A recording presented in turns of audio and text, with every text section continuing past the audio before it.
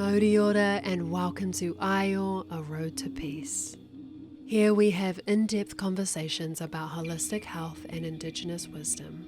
I speak to medical practitioners, healers, artists and thought leaders to help us learn and be inspired by unique and diverse ways of healing.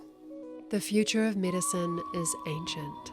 I believe our healthcare system can access a rich tapestry of wisdom from ancient Indigenous practices, Te Taiao, the natural world, the elements, Te Ao Wairua, the spirit realms, Oro, vibration. They all have sacred messages of healing. It's all here for us to rediscover.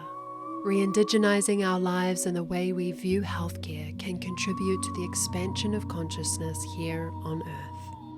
My name is Tarikura. Thank you for being here and leading with a brave and open heart.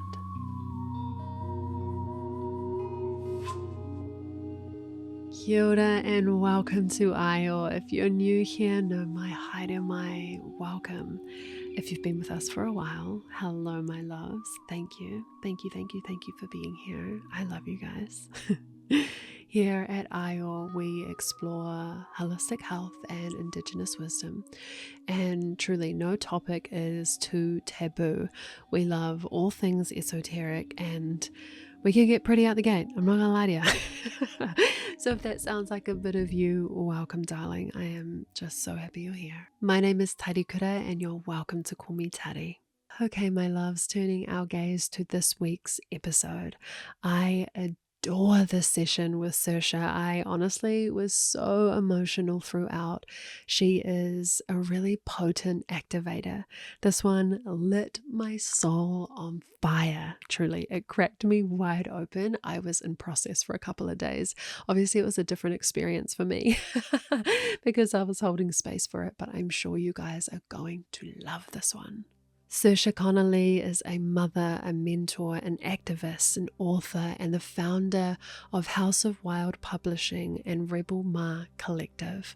Born and bred in Dublin, Ireland, Saoirse, meaning freedom in Irish, carries the fierce spirit of her Celtic ancestors, storytellers, wisdom keepers, and rebel women who were a stand for truth and fought for freedom. She is passionate about reawakening divine feminine consciousness as her contribution to humanity, to bring truth to power and healing to society just as her ancestors did. Now living in Bali, she is leading a movement of modern-day matriarchs reclaiming their voices, rewriting history, and alchemizing their personal stories into powerful legacies.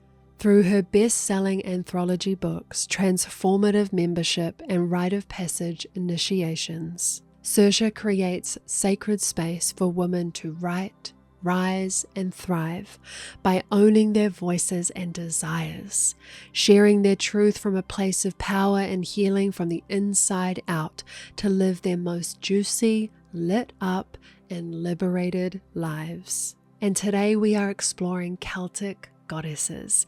Y'all know that I am deep in the goddess work right now, so this was straight up music to my ears. I loved learning about these archetypes and how we can activate them within ourselves. I met Saoirse when she invited me to contribute a chapter to a book that she was publishing called Rebel Ma, Leading in the Time of the Feminine, a multi-author book where women share soul awakening stories of grief and grace, war and peace, love and loss. Each voice echoing like a drumbeat across the corridors of time, summoning remembrance, resistance, and renewal. The book launched in July and was a powerful initiation. Saoirse guided us with such grace and mana, integrity. You can buy the book on Amazon, and all the proceeds go to a charity called Children Not Numbers, an organization that is supporting children in Gaza. We have authors from Gaza, and so much of this kaupapa is dedicated to supporting those in need. You can get it on Kindle for just a few dollars, and the hard copy is available too. It's a powerful book that will leave you feeling deeply moved and hopeful for the future. I'll pop that link in the show notes. One of the authors, Nadia, is from Gaza, a mother of 4 whose house was bombed. If you're in a position to donate, I will add a link in the show notes with an easy way for you to donate directly to her family and help her rebuild her home. Every single day, I feel like I have no idea how to help on a macro level. Like, I'm sure you're asking this as well. What the fuck can I do from all the way over here with such little resources? The helplessness is deafening. So what would it be like to help on a micro level, to directly impact a family living in Gaza? Another amazing kaupapa is Fund with Freedom, meals and medicals for injured Palestinian kids. This kaupapa is run by a Palestinian family who run a soup kitchen in Gaza and are successfully feeding families. So if you can, please donate. As little as $10 goes a long way. You can skip 2 coffees, just 2 coffees this week, and donate. These links will be in the show notes. Okay, my loves, I'm excited to get into this episode. If you want to connect with Saoirse, which I'm sure you're going to want to after this episode, you can work with her one-on-one or come play at her annual feminine leadership retreats in Bali. I will put all the links to her website and social media in the show notes. If you enjoyed this episode, please share it with a friend. This hugely helps the growth of this podcast and guides people to the medicine that they may be looking for. Share these organizations in Gaza that are making a real difference. Encourage your friends and family to donate. Thank you for being here, and I hope this episode serves you. I hope wherever you are in your day, you can offer yourself a moment of compassion, of care. And if you're feeling flustered, take a moment now to pause this podcast. Take a few deep breaths, plant your feet on the ground, and just invite the feeling of compassion, of acceptance, of self-forgiveness, if that's what's needed today. My loves, thank you so much for being here. Modi Ayo. It's Misha Saoirse, and let's just close down our eyes, imagining we are sitting together around the sacred fire, holding hearts and hands and feeling the heat on our skin as the tingles of anticipation as we revel in these stories of transformation. Taking a deep breath in as we call in the divine feminine, the inner knowing within each of us.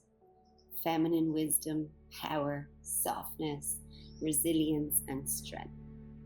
We call the women who have gone before us, mothers, Maher, grandmothers, Shan Maher, great-grandmothers, wise women, the Banfasa, keening women, Bankincha, storytellers, Shankees, and sisters, Turika, to be with us, to remind us to trust life, to trust the process, to be the midwives, the Bangluni of rebirth and recreation amid so much death, decay, and devastation. We call upon the mythical feminine, the ancient goddesses that women have called on since the beginning of time, the guardians of the gateway. Goddesses are feminine archetypal energies that can't exist without us calling on their qualities. They need us to bring them to life. Today, we call upon the Celtic goddess Sheila Nagig to connect us to our sensuality and sovereignty and rekindle our maiden energy, to breathe life into our weary hearts and art, and to revive our joyous, rebellious spirits and creative genius, to give us the insight to embrace the mess that wants to dream to life through us. We evoke the mother energy and the triple goddess Bridget to show us that it's okay to shed our skin, to move through the portal of death and rebirth and be born again. We call on her to sit with us around the fire of transformation, to ignite the flame of creation from deep within our wombs, and to remind us of our power to conceive, create, gestate, and birth not only babies, but ourselves, our businesses, our dreams, and our visions.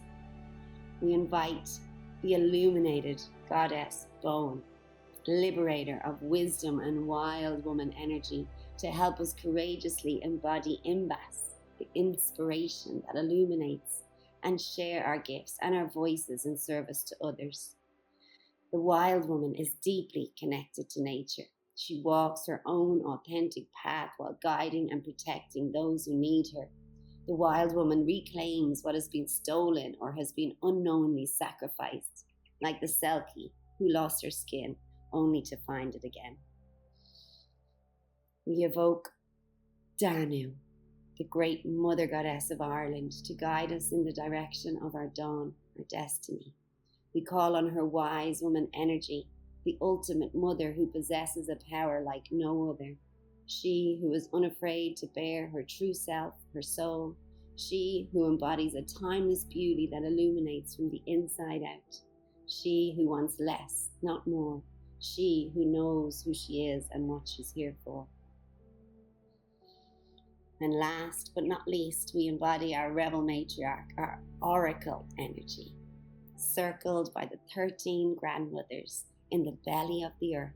It is time to heed the call of the rebel ma and unleash our matriarchal medicine that knows what's best for ourselves and our children. To come home to the mother and to understand that mother is a marsupial word. Mother holds the word other, a reminder to stand for ourselves and stand for each other, to come into maturity and take our seats on our thrones as queens of creation, as ancestors in training and future elders in our lineage, keeping the wisdom, traditions, and stories alive, and becoming the mothers, lovers, and leaders our communities and the earth needs now. We hope and pray that everything we do today and every day for the rest of our lives is in service to the safety, healing, and liberation of all beings. Acknowledging the grief, trauma, pain, and suffering we are collectively witnessing, and trusting in the seeds that are being sown in this unrelenting darkness. May the people of Palestine, Lebanon, Yemen, Sudan, Congo, and all those experiencing genocide and violence be protected, safe, happy, and free. May all those in the way of danger and natural disasters with lands, homes, hopes, and dreams stolen be protected, supported, safe, and free. May we, as a people, pivot accordingly to prioritize livable and dignified lives for all. May our so-called leaders wake up and move away from production and patriarchy and towards right relationship and matriarchy, putting harmony, nature, and substance before all else. May we remember our humanity as one human family and be the awake leaders we are seeking externally. May we lead the return to the time of the feminine, where women, children, life, and earth come first, rooted in love and compassion and remembrance of our interconnectedness. We are the Fitcha Fucha, interwoven, inextricably intertwined. May the Rebel Ma support you in embodying the archetype of the Rebel Matriarch within, allowing the wisdom of today to rally around you like a village of wise women, a coven of unconditional love and support, giving you the courage to unleash your own wild wisdom and work in the world. We are here as the living embodiment of our ancestors, the answer to our grandmother's prayers. We are being asked to listen more clearly to the call that is ours to carry, and to support each other in carrying those soul callings forward in service to the liberation of humanity.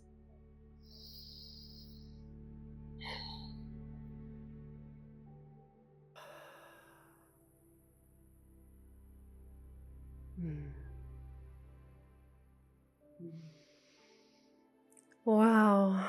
Kia ora, Saoirse. No mai haere mai welcome. Wow, what a joy, what a delight to receive your invocation today. Thank you so much for being here. Thank you for having me, Beauty. It's an absolute honor. That was just balm to my soul. Oh, the visceral sensations and the emotion that it evokes. Wow, what a stunning, stunning piece. Mm. I am so excited to have this conversation today. We have been in a glorious journey. You have been initiating me into the wild and wonderful world of Rebel Ma, Leading in the Way of the Feminine, which is a book and a collective, a movement of probably more than 30 at this point, but 30 humans coming together to contribute chapters to this book, and sharing their heartfelt experiences about leadership from a feminine space. And it's been such a joy and such an initiation. And I'm so excited to get an hour with you to talk about the great goddess today. And it's been so powerful to walk this path and seeing the ripple effect of Rebel Ma. You know, all the proceeds have been going to a charity in Gaza called Children Not Numbers, and that's been so powerful, supporting families on the ground in Gaza with this book, with this movement. So thank you so much for all the work you do in this world and your devotion to this movement. So thank you, thank you, thank you, thank you. Thank you. And thank you for, going to the depths of your soul to find your own healed path forward and to share that in service to others and to honor your ancestors. I guess we know that, in Rebel Ma, our stories are not just our own, they are kind of offerings to our ancestors and to future generations who get to walk in their own truth because we had the courage to do so. So thank you, my love, for sharing so vulnerably and beautifully and articulating the words of your heart in a way that really, really are going to activate and initiate and liberate others too. Gorgeous. Well, one of our first partai, our first question here at IO is ko waikwe. And this is a te ao Māori phrase, a reo Māori phrase. And the literal translation can mean, who are you? But the deeper meaning, because there's always a deeper meaning, right? The deeper meaning is, from where do your waters descend from? So I'd love to hear a little bit about your ancestral cultural background and upbringing, if you could tell our honeys, our communities, our sisters, where you descend from. Yeah, well, I always like to start by saying Ismisha Saoirse, which means I am freedom in Irish. And I am daughter of Mary, great granddaughter of Mary and Madeline, great granddaughter of Peggy and Bay, Maggie and Margaret. And I come from a long line of, matriarchs and revolutionary women who were a stand for truth and who fought for freedom. And I am proud of my place, as the next embodiment of them. But I guess I'm Irish. I don't guess, I know I'm Irish. And I was born and bred in Ireland. And I hold a very, very great reverence to the people who came before me. I stand on the shoulders of giants who, they tried to starve and they tried to silence and they tried to exile. And we are the living kind of, I guess, legacy of trauma, of oppression, of occupation, of forced starvation. And the Irish today are rising around the world, and we're remembering and we're reclaiming our sacred ancestry, who we were before the colonization or the Catholicism of Ireland told us who to be. And we are, done with all the shame and the silence and the stigma and the dogma and the doctrine that we've been sold. And we are rising and we're remembering who we are. And that's where I feel I fit in.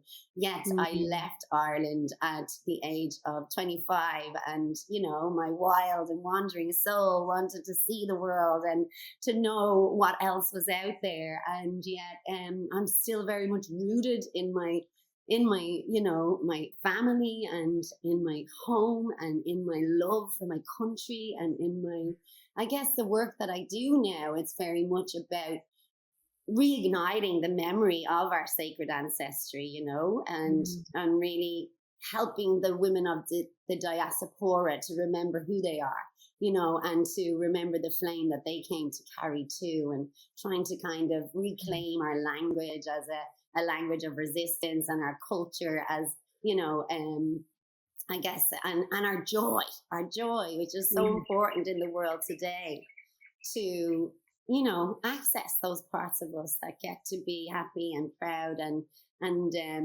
celebrate the beautiful lives that we do get to live in this lifetime. Mm. Mm.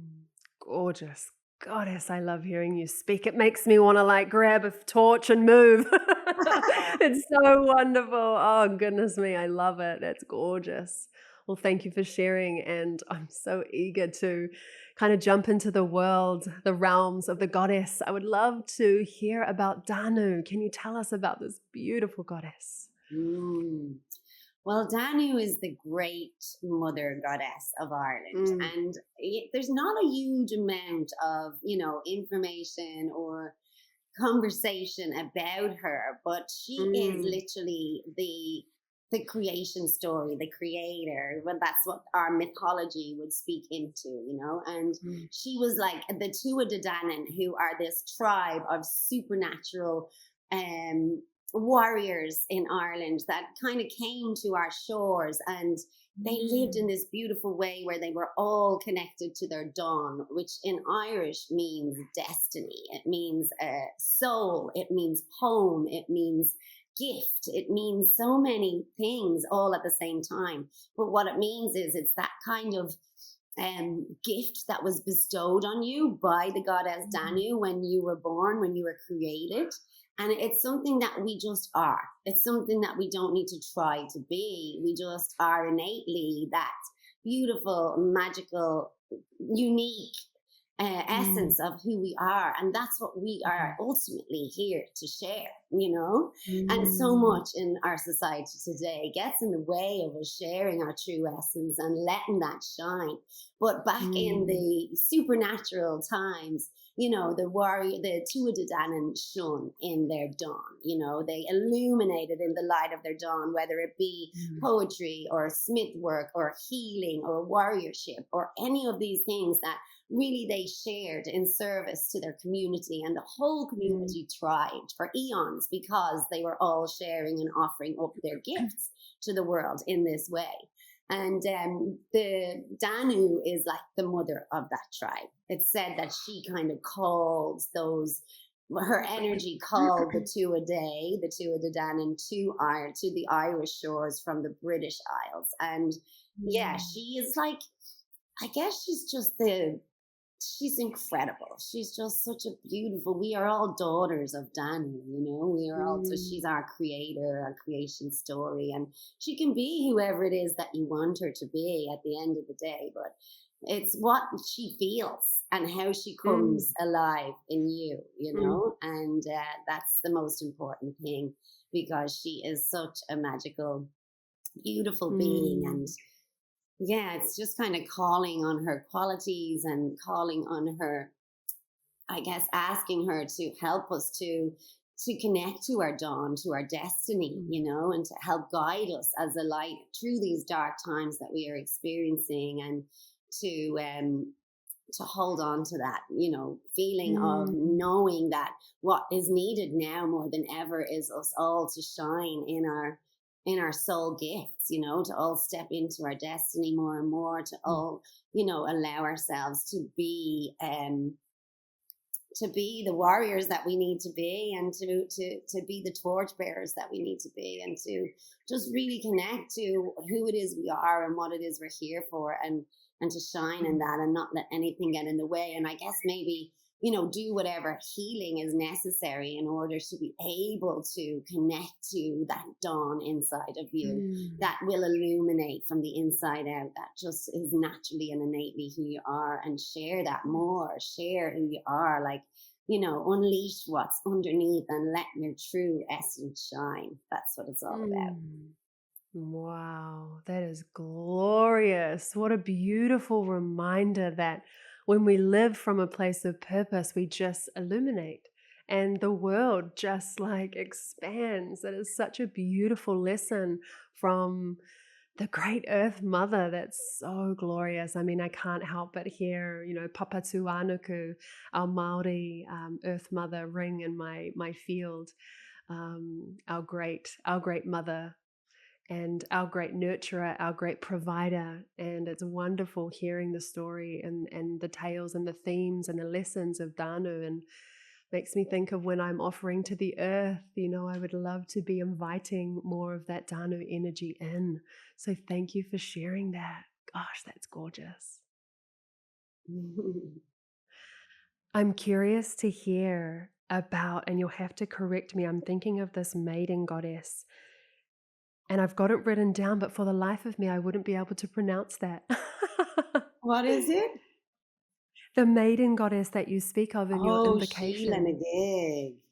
Sheila Yeah. Nagig. What a beautiful word. Sheila Nagig. Sheila Nagig. Say it with me, fam. 10 times. Sheila Nagig. Sheila We'll Nagig, get it in there. yes. Beautiful. Tell us about her.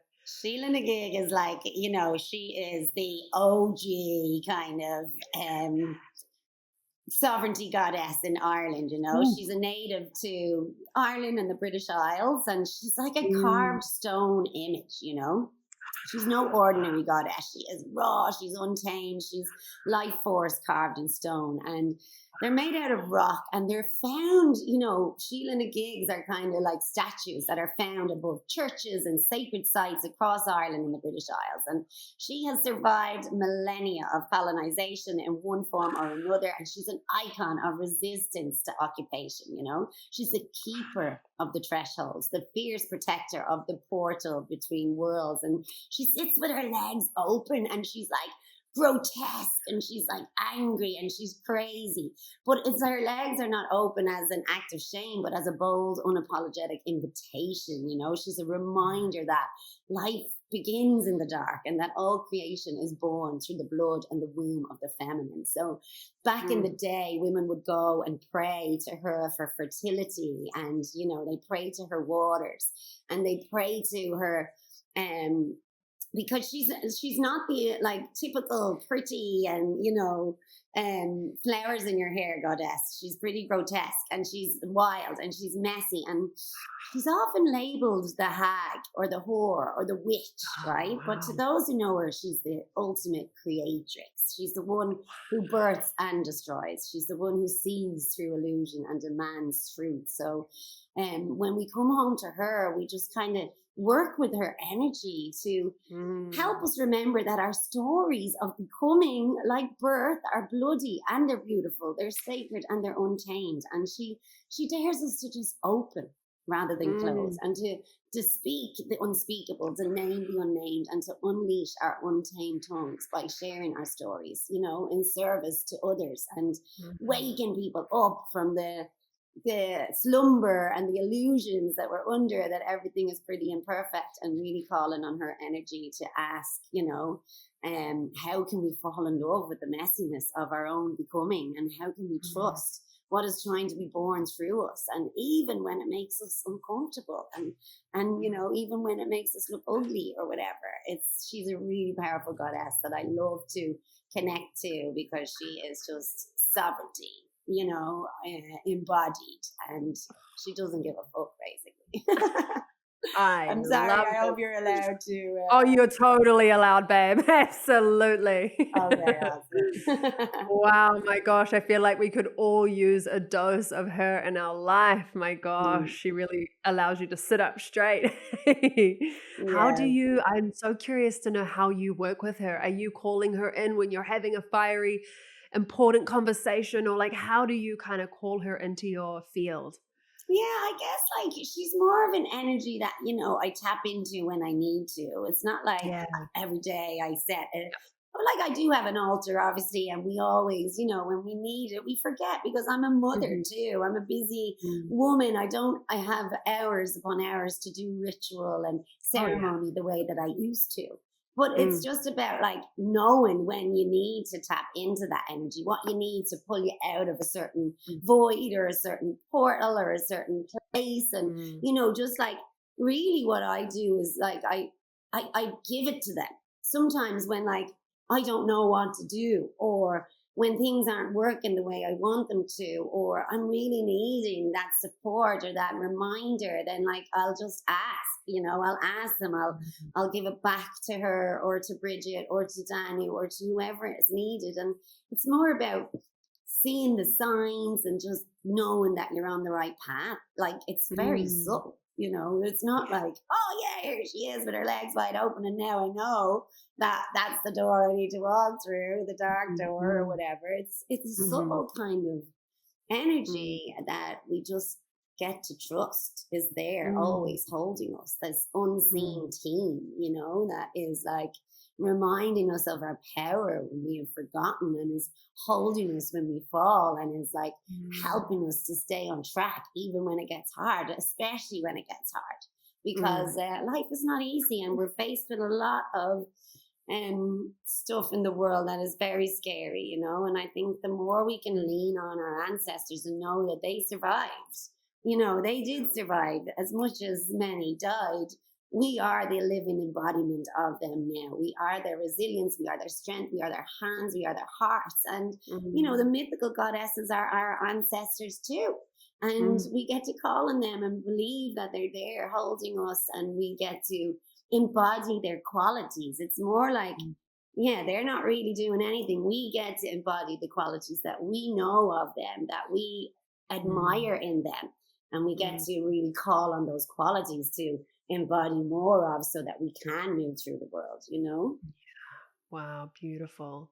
Yeah, that's so beautiful. It can't I can't help but reflect on, the Maori creation story, and the Maori worldview does believe that we literally came from the menstrual blood of Mother Earth. Mm, She was crafted The earth was crafted by the god of the forest and the god of knowledge and light, and built the first human. And her name is Hine Ahu One, and she was gifted all pieces from all the gods.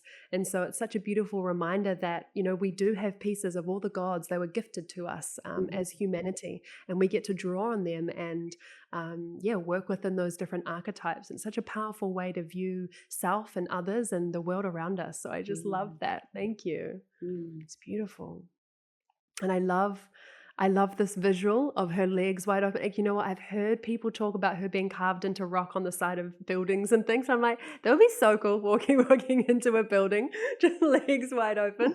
That is so freaking cool. And I love that this kind of maiden energy isn't kind of sweet and demure, but she's kind of a badass and like ruthless, which I really love to hear. So thank you for sharing mm. about her. And I'm curious to move into the triple goddess. Bridget, tell us Oh, about her. yeah, Bridget. Well, it's funny that you say that about your creation story, because I was actually a friend of mine, beautiful poet, seer in Ireland. She's called Laura Murphy, and she kind of, did a creation story for us. We don't have like a one that is specific like they do in Australia, they do in New Mm. Zealand, or so-called Australia, should I say.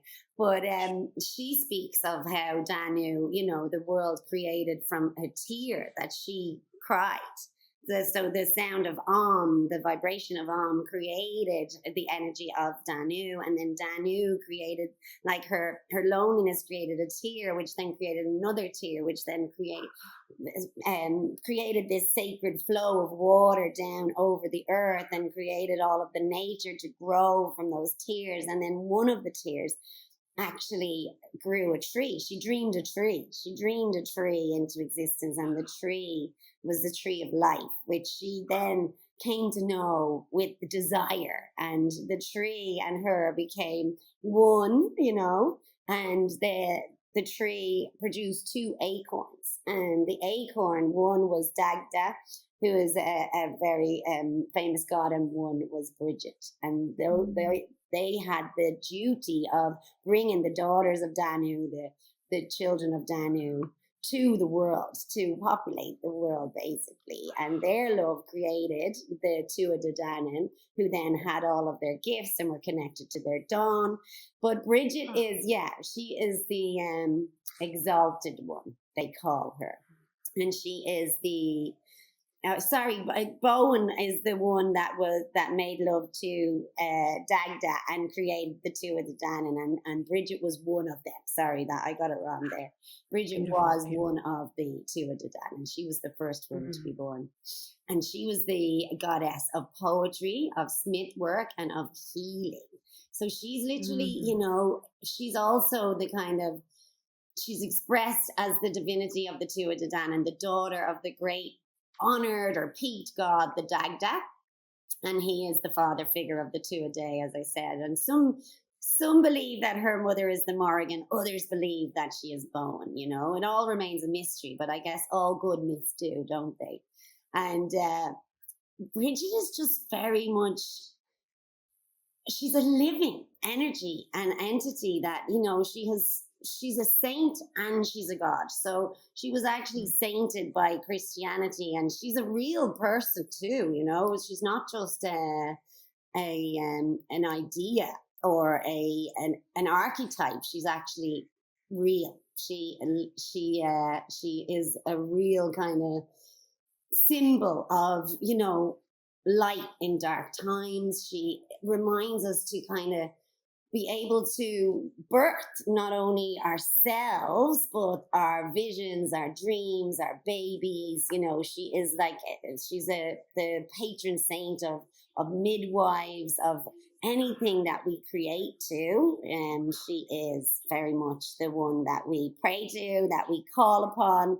You know, she's so powerful, and she's so beautiful, because in Ireland they actually created a day in service to her, in the fact that, you know, Ireland has been colonized for a long time, and the feminine was kind of eradicated from our country. You know, the feminine was shamed and shunned and silenced, and there's a lot of history there in terms of revering of the feminine, even though we are the backbone of everything. And yet, in 2023, they began a day in reverence to the feminine, because Bridget became a public holiday, St. Bridget's Day, which is like the first day of Imbolc, which means like it's the beginning of spring. It's when the first frost begins to thaw, and you know, the seedings and the sprouts just begin to come up from the soil, just like whispered prayers from the earth to remember us,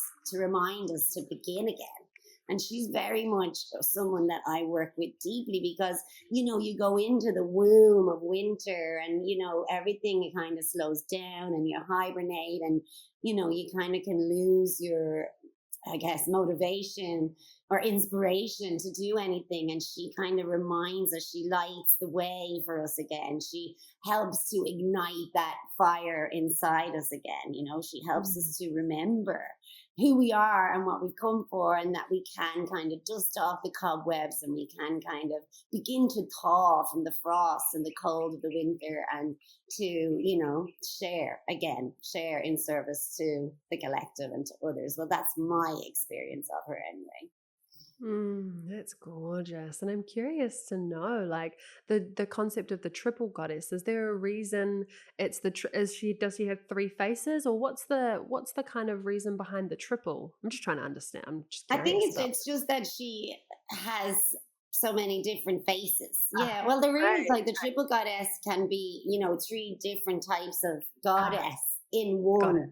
sovereignty Okay. goddess, you know. Mm. And in terms of the triple goddess, just, I think she does have two sisters. Now, I don't know and I couldn't share them off the top of my head right now, Mm-hmm. but I Mm-hmm. Mm-hmm. must get you to bring one of the other girls who I learned from, who is very much, you know, she knows so much about the triple goddess and the 70 goddesses and the ancestors. She's writing a whole book about the Irish mythical ancestors. That is just powerful stuff that you must talk to her. She's incredible. Oh my But gosh, I want yeah, to I get my think hands on the triple goddess is just kind of, it's all these different hats, isn't it, that she wears, all these different dawn, the destiny that she embodies, the healing that. qualities that she embodies, and it can mean, you know, different faces and different people all merged into one. Mm. So she's Mm. you know, not a double whammy, but a triple whammy of magic and myth. Oh, I love that.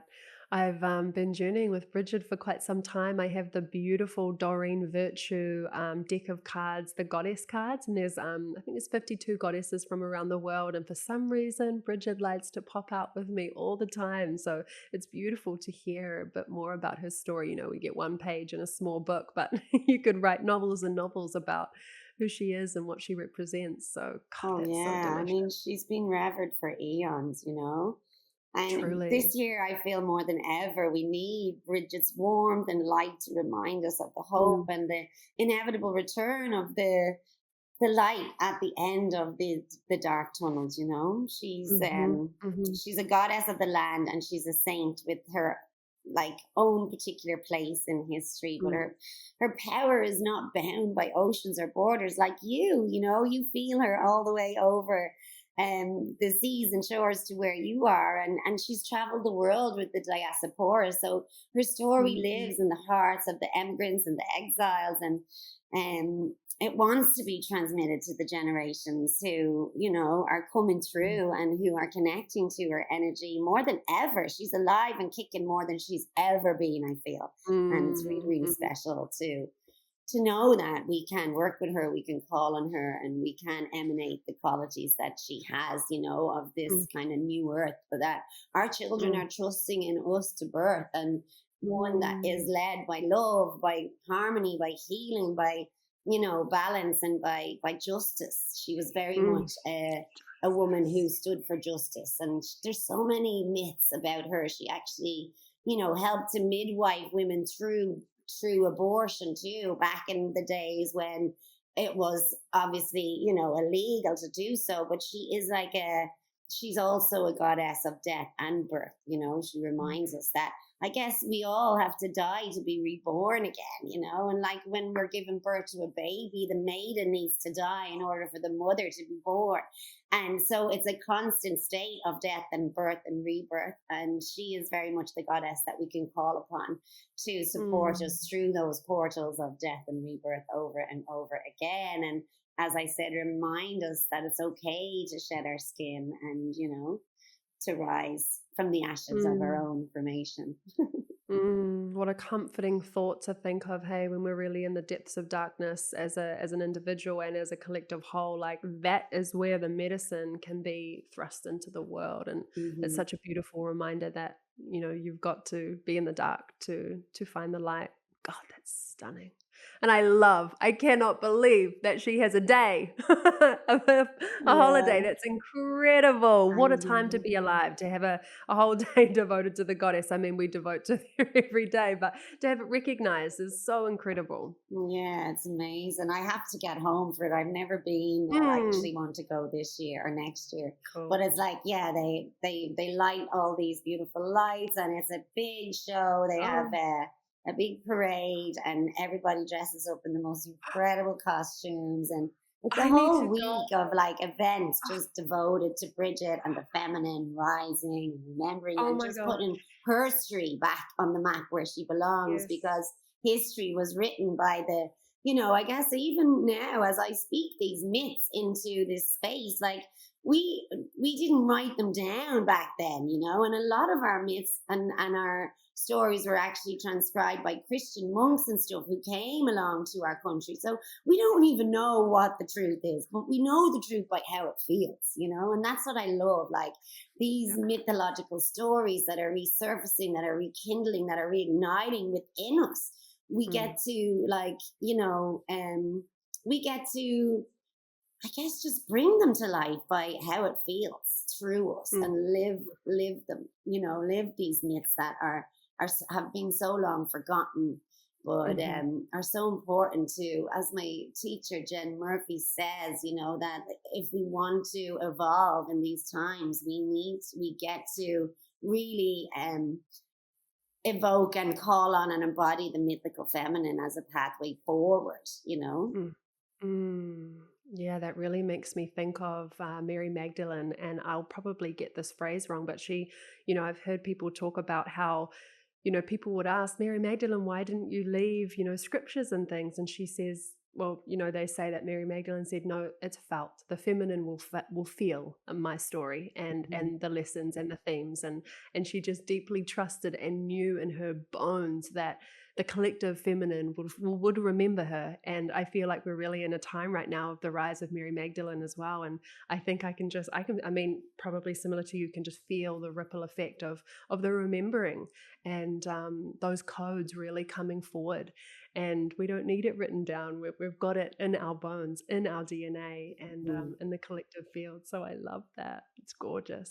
It also makes me think of Matariki. We just a couple of years ago now, our government, or whoever I guess is in charge, made our Māori New Year a public holiday. And to see the exponential rise of Māori culture in the last kind of 10 to 15 years, I think so much of that is testament to having a day really carved out to acknowledge an important moment in our season, which is our new year. So I think really acknowledging and giving such reverence, a whole day, and like you've been saying, a week, to a kaupapa, a purpose, a topic, really does shift culture, and it does shift the collective kind of awakening around how things are moving. It's gorgeous. Yeah, so beautiful. Love that. I would love to dive is it Boone? Bowen. Bowen. Tell us about Bowen. Yeah, so Bowen is another really, really powerful goddess to work with. She's like the liberator of wisdom, And Bowen was, I guess she was this beautiful, like, goddess of water, we can call her. I like to, like her to the wild woman energy. And I guess that's also my kind of take on her. But Bowen is like honors the river Bowen. We have a river in Ireland that literally goes through our whole country, and the river Boyne, it's called. And so the goddess Bowen is the river Bowen, and it runs through most of our sacred sites, and it's called, and it's one of the UNESCO World Heritage Centres, is the Bruna Boyne, and it's a stronghold of the Tua de Danann again, So she becomes the river when she initiates the well of Seagas, right? So Seagas was surrounded by 9 hazel trees that dropped their hazelnut fruit into the well to be eaten by the salmon. And back in an Irish myth, there is the salmon of knowledge, right? And they were potent symbols of magical knowledge in Druidic Ireland. So Bowen was forbidden from entering this well of wisdom by her husband, Necton, who only allowed himself and his cupbearers to go and approach this well of wisdom. But because she was prevented, I guess, from accessing this ancient and inspirational wisdom. But courageously, Bowen defied Necton, and she summoned the waters of the well by walking around it 3 times with her shins, which means like backwards. And the well rose up, swallowing her whole. And though she became its waters, and she released this ancient imbas-filled well of wisdom to the world, So now she is the river Boyne, and the river Boyne bursts through the land and brings abundance and wisdom to all. So she is a beautiful, powerful, goddess to work with when we want to ask ourselves, like, what wisdom do we wish to share that we can create in service to others? How can we get out of our own way and do what we need to do in order to share the well of wisdom that we hold within, and share it in service to collective liberation.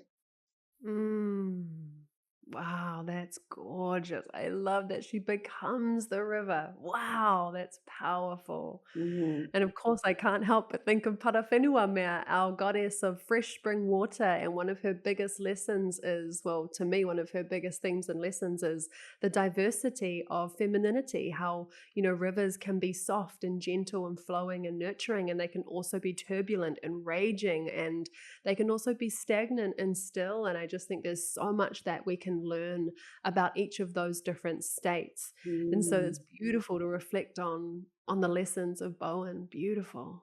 Wow. Yeah, she's incredible. They all just embody all of their own qualities, but they're all very similar too, in the sense that, It's Yeah. incredible. I love the goddess. The Mm. goddess Yeah, that's wisdom that beautiful. helps us to embody our own. I would love to hear you speak a little bit about Rebel Ma, this emerging archetype that is being formulated into the world. Tell us about your Mm. journey into Rebel Ma. Yeah, the rebel ma, came to me on a journey when I went back to Ireland, and I had worked in media and PR for 15 years, and I was giving up my job, and we were moving our young family here to Bali, where I now live. And I didn't know what was next for me. So I went back to Ireland for 3 months, having, been unable to go back because of the pandemic and the world closures of the borders. And I just was like, right, what is next for me? And I gave it to the land, and I was standing um, surrounded by, I guess, these beautiful mountains on this ancient part of Ireland called the Achill Island, Achill. And I just asked the land, what's next for me? What is next for me? Please help me to, find my pathway forward. And in that same breath, my husband's mother came up to me. She's like one of the first, kind of mixed race children in Ireland. She's an OG rebel ma, she's been through it, but she was writing her story, and she was finding it really cathartic to write her story. And she, told me how healing this process was of her writing her story. And she embodies these just like real strength and resilience, and like, she's a real community. She loves to serve and help others. And, she's always been kind of, really strong for her children, and working really hard to find a way through, the darkness that life has thrown at her too. So anyway, within that, she kind of just made me realize this is what I can do. I've been sharing stories for, almost 2 decades for other people. And what about helping women to share their story and to give them a voice and to help them heal too? Because it's one thing sharing your story, but it's another feeling safe to do so, and to really, really look at your life and mine for the gold and find your own like healed path forward, so you can share that as nuggets of wisdom and gold with others, and I knew that that's something that I could do. I could bring all of my knowledge and experience, and Rebel Ma was kind of born from that moment, but she has evolved now into just this kind of archetype, this like living archetype that is for the modern woman who is, awakening and rising and remembering and walking each other home this new and ancient way, like this bridge between the old and the new. Like, of course, we want to embody the qualities of our ancestors, and we want to live in reverence to the land, and we want to connect more to nature and slow down and listen. But we also get to use all these new tools and technologies that we have in this world, and we get to reinvent the wheel. We don't have to do things the old way, because obviously some old ways weren't working, And I feel like us coming through in this time right now, it's like we're the bridge between the ancient and the new. We're remembering who we are and what we came for, but we're also here to like disrupt the whole fucking thing and burn it down and build something way more beautiful and sustainable and better for ourselves and for our children. And we can go back to the beginning at a time where the beginning, it was the mothers, matriarchy actually was a way of living, loving, and leading that was sustainable, that was life-giving, that was nourishing and nurturing. And it wasn't about women over men. It was about mothers at the center, and we were revered, and we all made decisions in circles rather than pyramids. And we all, gave back in a sense of reciprocity. It was like a gift economy. And the matriarchy really, had care and community and eldership and love and nourishment and equality and justice at its core. And that's what we need to go back to. We can't go back to the way it was. We don't want to return back there. But if we could come back to that ethos and that essence and that energy of the matriarchy, and then bring in and weave in the tools and the technologies that we have today, we could have a world that brings back the balance and the harmony, and make sure that the women, that the children, that life and the earth come first, so that we can actually move through this collective rebirth in a way that is going to help us to stay human on this planet and be here and have something to hand to our grandchildren that we can be proud of, you know? Mm. Mm. Oh, I'm just welling up. I'm just sitting here and like the frequency of that future that we get to co-create together. I mean, it sounds glorious, the idea of centering our mothers. And to me, it makes complete sense. And it's just heartbreaking to feel that our history has moved so far away from it. It's like such common sense to me. And so I'm so grateful for the people in this world that are guiding us and ushering us towards this future that I deeply, deeply desire to exist in and to flourish for our mokopuna, our tamariki, our children and our grandchildren and so on. So wow, I just feel so moved. I feel so moved. It's incredible. That feels like a beautiful kind of coming to a close, but I'm curious if there's anything else kind of alive in your heart.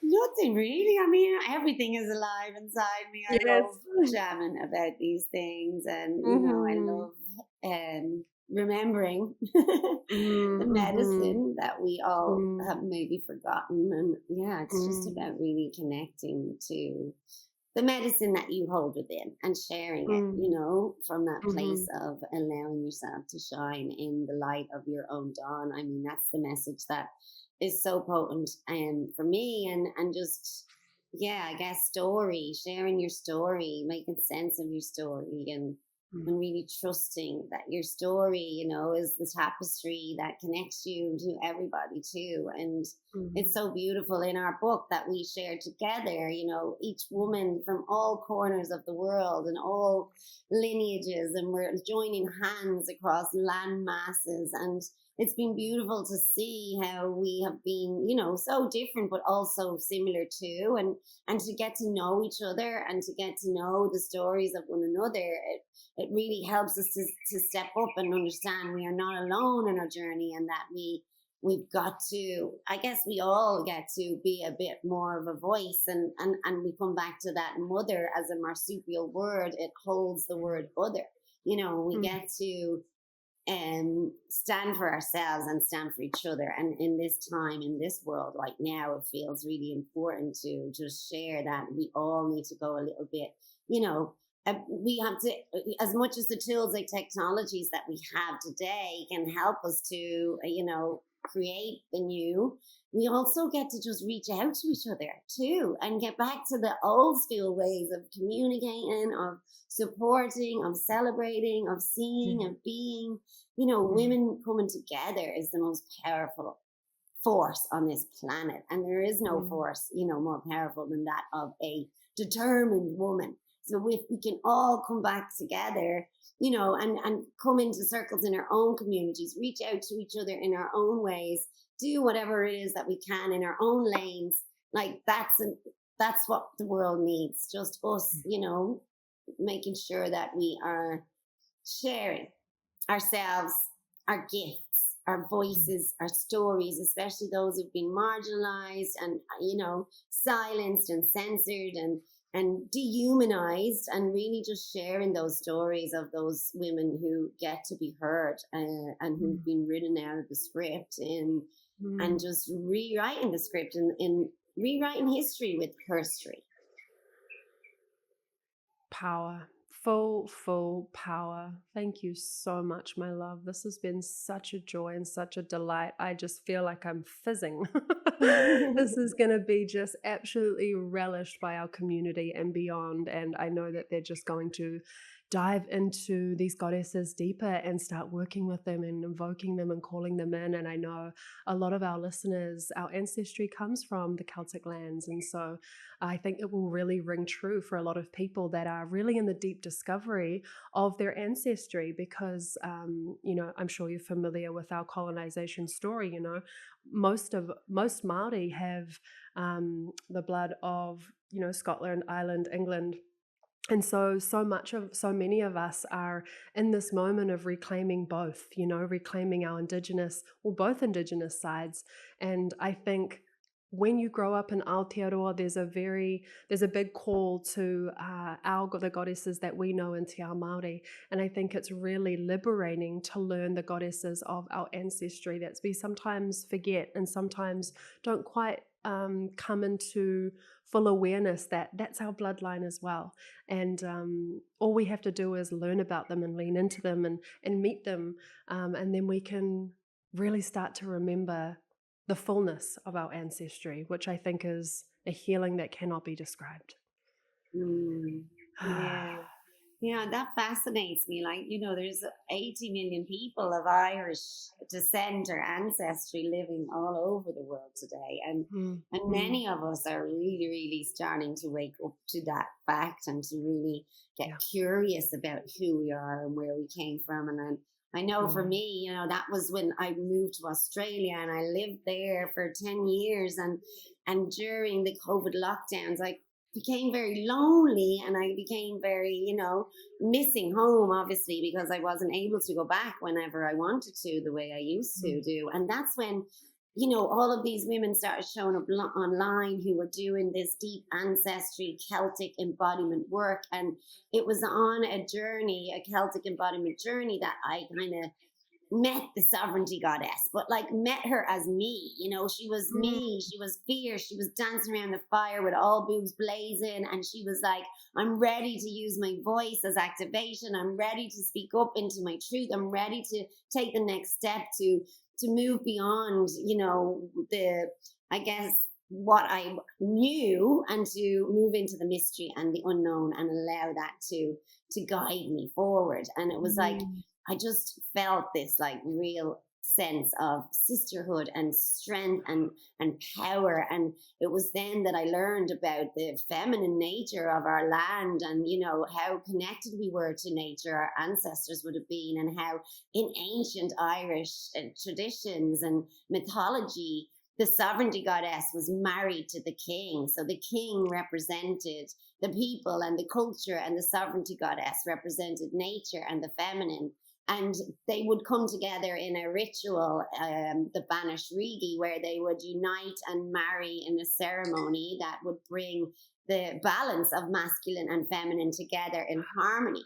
And that's when, the Tua, the tribes, would flourish. But, if the king lost his way and if he became greedy and corrupt, then he would suffer her wrath, and the crops would fail Mm. and the birth rates would drop, and she would claim the power back for the Tua, the tribe. And I feel like that's what we are doing right now. These women who are awakening, who are remembering, who are rising, we want to bring that balance back that's been eradicated, that has been suppressed for so long. The feminine, Mm. obviously, was stripped of her power and her reverence. And we're remembering, and we're rebirthing ourselves, and we're rising together in softness, in strength, and in sisterhood to claim our Mm. power back for the Tua, for the tribe, for the children, and that's what we all get Mm. to do a bit more of. And yeah, that's Mm. what I'm excited for, because I know that we Mm. are, waking up en masse, and I'm here for it. I'm here for all of Mm. it.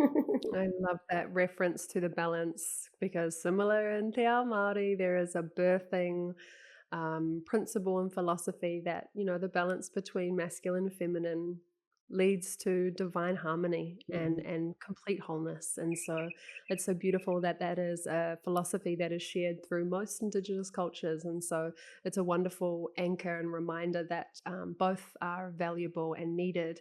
And we really are in the time of hoping to bring more balance back to that. So thank you for presencing that really important piece to this. So, as we close, I'm curious to know if you would like to share a wish, a prayer, a desire for the future ahead. Mm. Well, a free Palestine for starters is Mm-hmm. what I'd like to see right now. Mm. And I guess maybe I could do the Rebel Matriarch spoken word poem, Mm. if you'd like Oh, to end on that, beautiful. because that's Oh, going to introduce everybody to who she is, and how they can embody more of her. That sounds wonderful, darling. Thank you. Yeah, baby. And obviously, the rebel matriarch is, as I said, she is. So maybe just close down your eyes and take a moment to let her in. And breathing out and just connecting to your womb, exhaling loudly and just feeling yourself soften and surrender, be held by the earth beneath you.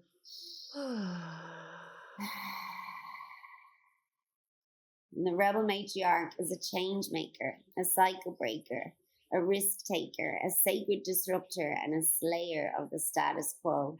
She who knows and goes bravely in the direction of her dreams, even when it means dying to who she once was and saying goodbye to places, patrons, and people she loves. Shedding and shredding that which no longer serves her, unearthing, rebirthing, and rewriting her story. She sits in the shittiness. She shifts the suffering and sadness. She tunes in and listens. She's led by her deep, dark feminine wisdom. She makes intuitive, heart centered decisions. She's unraveling thousands of years of patriarchal conditioning. She shatters outdated belief systems. She refuses to be defined by the past and is blazing a new path with no fucks given on her mission to do things different. She's okay with being misunderstood. She's destroyed the people pleaser within her for good. She won't be crushed by the weight of disappointment. She is her own self soothing ointment.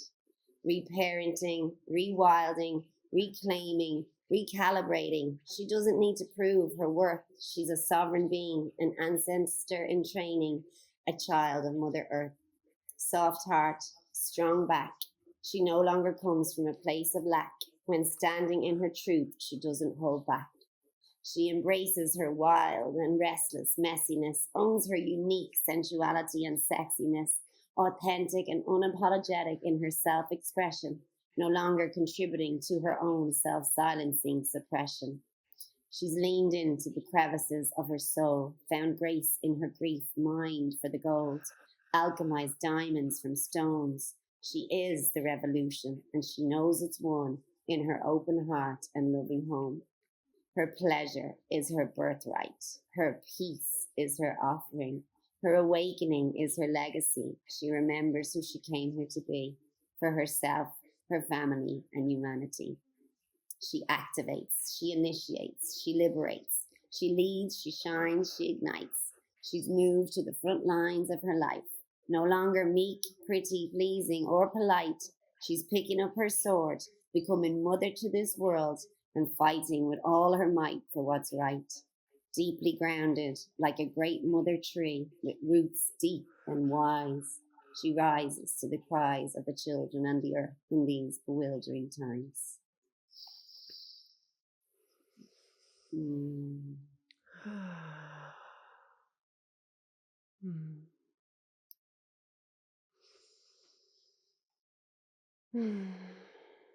Thank you, Saoirse. Wow. Mhm. Thank you so much. So, Stefano, we will link all the links in the show notes. So please go and purchase the Rebel Ma book. You can get it in Kindle form, and hardback is now officially out. It's on Yes, its way. it Yes, is. it's It's officially available out. for purchase Wonderful. on Amazon right now, but we're finding other pathways, and we will be holding global and local events over the next, couple of months. We'll be appearing at Ubud Riders Festival, at the Irish International Dublin Riders Festival. We'll be holding events in a community near you, hopefully. And reach out if you'd like to, find out more about sharing your own story in future anthologies or working with me one on one in a feminine leadership mentorship space where we really delve deep into the Celtic goddesses and embody their qualities as we move through a rite of passage and a rebirth through the phases of the feminine and the phases of birth to be born anew. Beautiful. So we will put all of those links in the show notes. Thank you all so much for being here.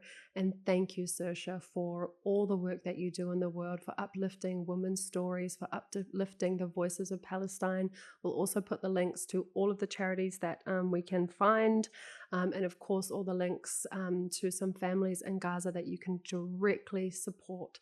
So, with that, we will send a final prayer to all of those around the world that are moving through pain and suffering. We just send our love, our support, our total core, our aroha, our love into your homes, into your hearts. Thank you all so much for being here. Go out and lead from the depths of your feminine, the wild, the crazy, the nurturing, the loving. Just let it all hang out. Thank you all. Modi ora.